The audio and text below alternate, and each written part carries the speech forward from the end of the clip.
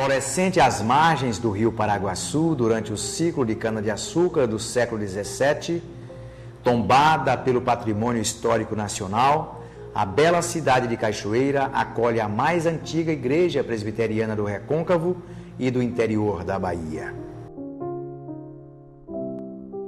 Foi um trabalho inicialmente de Schneider, que veio se incorporar o Houston em 1875, e nesse ano organizaram a igreja presbiteriana de Cachoeira. Assim como nos atos heróicos, nas lutas pela independência da nossa pátria no ano de 1822, onde Dom Pedro I foi aclamado como imperador, os bravos missionários reverendos James Houston e Francis Schneider, pioneiros da Igreja Reformada do Recôncavo, fundam a Igreja Presbiteriana de Cachoeira em 12 de setembro de 1875, a segunda igreja do estado. Conserva ainda seus traços originais, sendo possível ter acesso a documentos do início do século passado, com assinaturas de líderes como Dr. William Waddell e George Chamberlain. 17 quilômetros de praia, vasta mata atlântica, manguezais e casarões dos séculos XVIII e XIX formam a beleza da Princesa do Sul, Canavieiras. Nome proveniente do cultivo da cana-de-açúcar vinda de Portugal, cultivo este que não durou muito tempo, sendo sufocado pelo fruto de ouro, o cacau. As primeiras sementes desse fruto em solo baiano foram plantadas na fazenda Cubículo, às margens do rio Prado, em Canavieiras. Houve um grupo de irmãos, de crentes da igreja de Cachoeira, que resolveram se mudar para Canavieiras. E assim começou a igreja presbiteriana de Canavieiras, que foi a terceira igreja.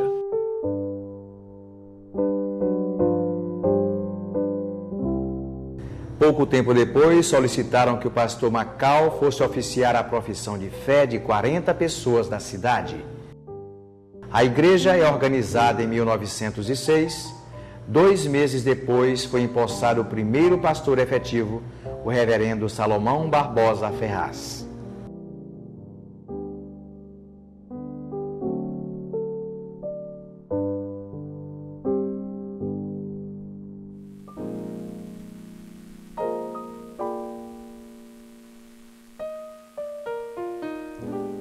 No ano de 1902, vindo do Piauí, conduzindo sua boiada de 200 cabeças, o coronel Benjamin Nogueira passava pela região setentrional do polígono da Seca e é recebido pelo coronel João Dourado, um descendente de português, herdeiro de uma sesmaria na então fazenda Canal.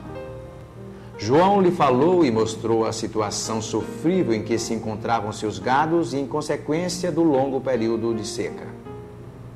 O coronel Benjamin caminhou em direção à caatinga seca, se ajoelhou entre as pedras e orou a Deus pedindo chuva. Não demorou muito, os açudes estavam cheios e as aguadas transbordavam. Este fato impressionou o coronel João Dourado, que convidou Benjamin para tomar um café, oportunidade em que compartilhou o Evangelho da Graça e lhe ofertou uma Bíblia. 3 anos depois está fundada a Igreja Presbiteriana de João Dourado. Em comemoração ao centenário da igreja, foi fundado o Museu Coronel Benjamin Nogueira, em homenagem ao boiadeiro pioneiro.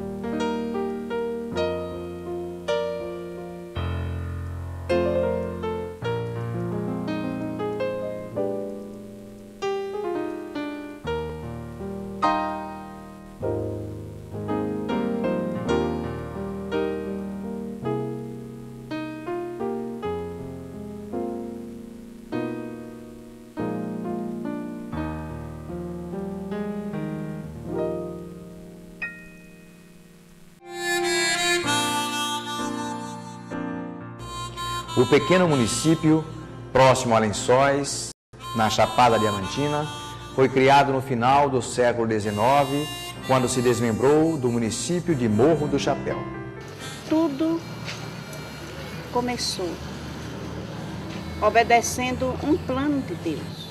Os americanos, na pessoa do reverendo William Alfred Waddell, compraram a fazenda Ponte Nova e desenvolveram um trabalho que beneficiou toda a região.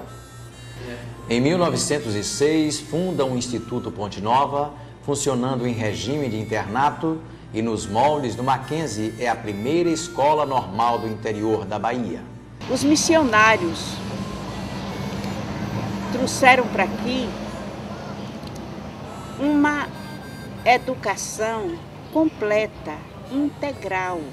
10 anos depois, iniciam o trabalho na área de saúde, com o funcionamento do Grace Memorial Hospital, nome dado em memória da esposa do primeiro médico da região, o Dr. Walter Wellcome Wood, Dr. Wood como era conhecido, e também se iniciam as aulas da escola de enfermagem.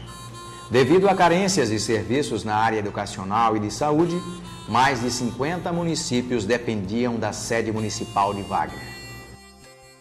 E trouxeram também a fé, a Bíblia. Além de ter um novo templo para reuniões, o primeiro prédio ainda é conservado e o sino anuncia o início do culto, convidando a comunidade de Wagner para um encontro com o Deus soberano.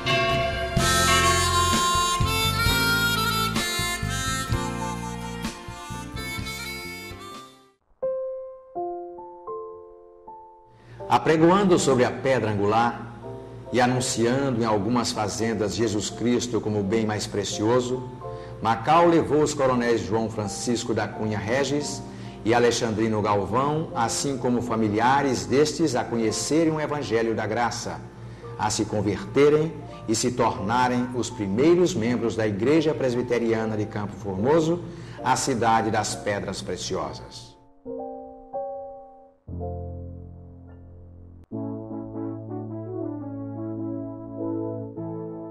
Além da preocupação com o bom ensino e com a saúde, a Igreja Presbiteriana do Brasil tem uma grande consciência de responsabilidade social, pois entende que o ensino social é consequência de uma vida transformada e o identifica com os ensinos de Jesus Cristo. O Conselho de Ação Social da Igreja Presbiteriana do Brasil, significa CAS, Conselho de Ação Social, é um órgão de assessoria do Supremo Conselho da Igreja e tem a missão de fomentar a responsabilidade social em todas as igrejas presbiterianas do Brasil, tem a missão também de assessorar as entidades que já existem e tem a missão de reunir estas entidades para trocarem experiências, para poderem fazer intercâmbios de ações.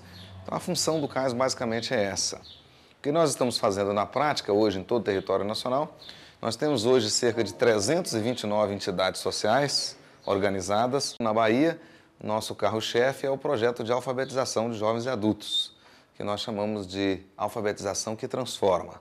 Além disso, nós temos os projetos de construção de casas populares, o projeto de geração de renda e emprego, captação de águas de chuva, né? Projetos de agricultura familiar, de subsistência. Em parceria com igrejas locais, instituições de ensino e órgãos públicos, a Missão Servir tem feito trabalhos de sociabilização, construção de casas populares e fomentado eventos para viabilizar a diminuição do sofrimento das comunidades do semiárido baiano. A Missão Servir é uma organização não governamental que vem potencializando a Igreja Sertaneja, a Igreja Presbiteriana do Brasil, aqui no Sertão, por meio de projetos missionários, de plantação de igrejas e também projetos sociais.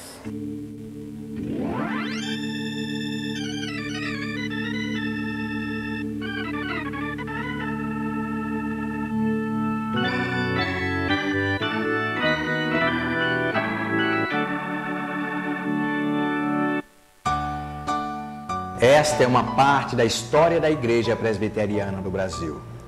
Uma igreja inconformada com o mundo, que nestes quase 150 anos tem caminhado a passos firmes em direção ao alvo, ao sentido de tudo, ao Deus Criador, mantendo o compromisso com os ensinamentos sagrados e se doando sem reservas àquele que, sem reservas e com total amor, nos deu tão grande salvação.